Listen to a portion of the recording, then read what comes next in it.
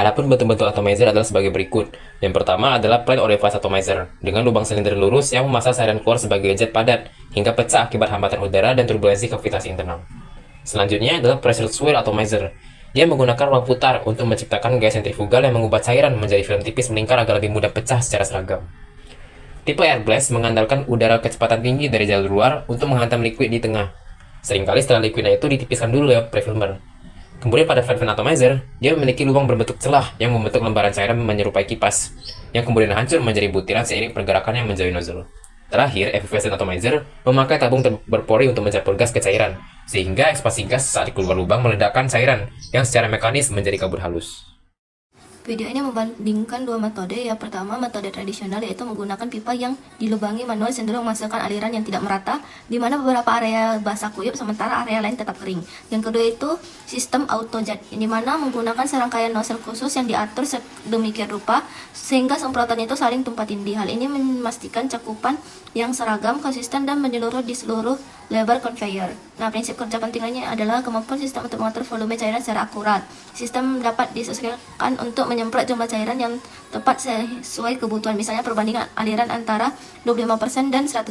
Hal ini mencegah pemborosan bahan kimia sanitizer, sekaligus memastikan dosis yang cukup untuk membunuh bakteri secara efisien tanpa membuat produk terlalu basah. Nah, sistem autojet ini biasanya terintegrasi dengan sensor yang mendeteksi kecepatan conveyor. Jika conveyor bergerak lebih cepat atau lambat, sistem akan menyesuaikan laju penyemprotannya.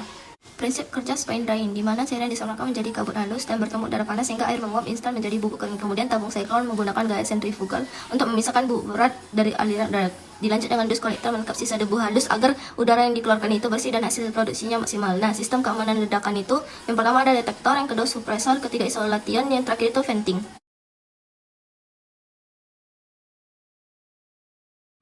Yang pertama ada sifat fluida, di mana densitas, tegangan permukaan, dan viskositas cairan sangat menentukan kualitas atomisasi. Tegangan permukaan serta viskositas yang tinggi cenderung menghambat pemecahan droplet karena gaya kohesi yang kuat sehingga menghasilkan semprotan yang kasar. Yang kedua ada parameter operasional, di mana tekanan, laju alir cairan dan gas, serta kecepatan gas mempengaruhi ukuran droplet dan sudut spray. Rasio udara yang lebih tinggi dari cairan menghasilkan droplet yang lebih kecil, atomisasi yang lebih cepat, dan sudut spray yang lebih besar. Yang ketiga ada desain atomizer, di mana bentuk atomizer seperti plate orifice, pressure swirl, air blast, flat fan, dan effervescent mempengaruhi hasil dari spraying and atomization. Desain dengan swirl menghasilkan droplet yang lebih kecil dan jet yang lebih halus. Baik, untuk proses spraying and atomization, seperti yang ada di video ini, di alat spray dryer, di mana bakalan ada pipa inlet untuk udara masuk dan pipa inlet untuk liquid masuk. Nah, pada spray dryer ini, bagian spraying and atomization-nya itu berada di bagian atas drying chamber, menggunakan nozzle atau atomizer, agar cairannya itu langsung dapat dipecah menjadi droplet halus dan tersebar merata ke seluruh drying chamber tersebut. Nah, penempatan di atas itu membuat alirannya itu menjadi kokaran ke bawah, bertujuan untuk maksimalkan kontak antara droplet dengan udara panas sehingga proses penguapannya itu berlangsung dengan cepat dan didapatkan partikel halus yang sudah kering untuk lanjut ke tahap selanjutnya. Pada industri pembakaran, atomizer digunakan untuk mengubah bahan bakar cair menjadi droplet kecil agar mudah bercampur dengan udara. Industri pangan, proses spray drying memanfaatkan atomizer untuk mengubah cairan menjadi butiran kabut yang sangat halus.